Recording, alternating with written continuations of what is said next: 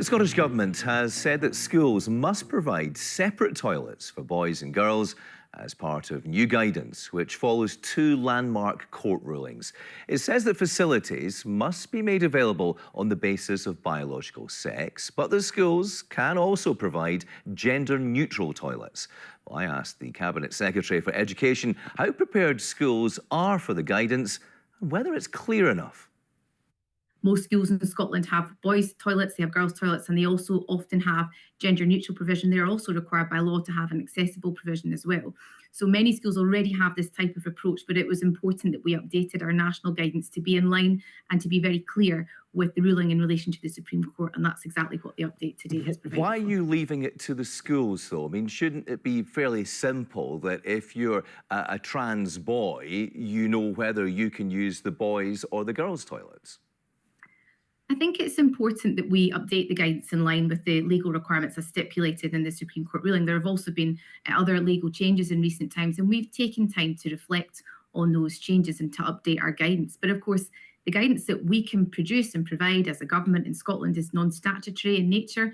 That's because the legal power to run Scotland schools rests with our local authorities. Do you accept this is going to be really difficult for schools? A lot of schools have been built with gender-neutral toilets. Some schools have converted their facilities to gender-neutral toilets. If they now have to provide, in addition to that, male and female toilets, that's going to cost, at the very least, a lot of money, isn't it? We've been advised that there is necessary capacity in the current school estate to respond to the changes that are necessary, and as I set out in my previous response, many schools already provide, as the law requires them to, for separate boys, girls and gender neutral approaches, and of course accessible toilets. Just to be clear, to give one example then, would it be acceptable for a trans girl to use a girl's toilet?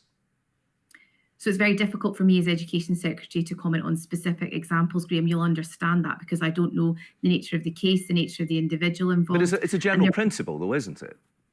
I hear the point that you're making, but that would be a matter for the individual education authority to engage with parents and carers, to engage with the head teacher, but also to engage with their wider school community. You know, we don't foist decisions on schools in Scotland. We work with our education authorities, with our head teachers. Okay, we did exactly the same, actually. But what about parents? What about parents that might be concerned by that? Parents who don't believe in trans rights, they might object against this and say, well, actually, the spirit of the law would suggest that, you know, children should use the toilet that aligns with their biological sex. I understand that, and I understand that there may be parents who have those concerns, but that's why, of course, the revised guidance talks about the need for education authorities and schools to take decisions in relation to the individual. So essentially it is up to the schools then. I mean, this sounds like a bit of a mess, doesn't it? That different schools could have different policies and no one really knows what the principle is.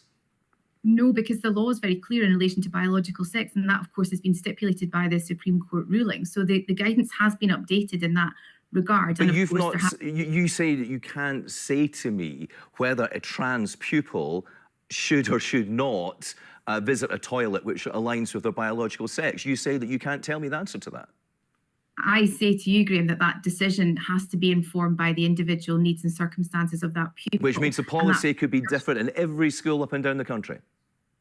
Well, it would depend on the individual needs of the circumstances of the young person, for example. But it's difficult for any education secretary to talk specifically about an individual case because the legal requirement to make that decision around about the provision of toilets is a matter for the local authority. Isn't it the case that in this matter, the Scottish Government is absolving itself of its responsibility and is putting those very difficult decisions onto the hands of teachers and parents?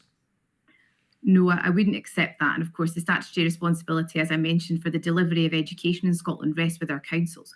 What we can do as a government, though, is to provide that clarity that our trade unions, for example, that COSLA has been asking for since the Supreme Court ruling. Why has it taken so long to come out with this guidance? The Supreme Court ruling was absolutely clear. The Equalities Commission gave an initial judgment, you know, some months ago. Why is it taking so long? We've been engaged on this for many months now. Actually, I was discussing this with officials earlier on since the end of April. So it has taken some time to get us to this place, but it's really important we move forward as a consequence of the ruling, and this guidance provides clarity in that regard. Jenny Gilruth, thank you very much.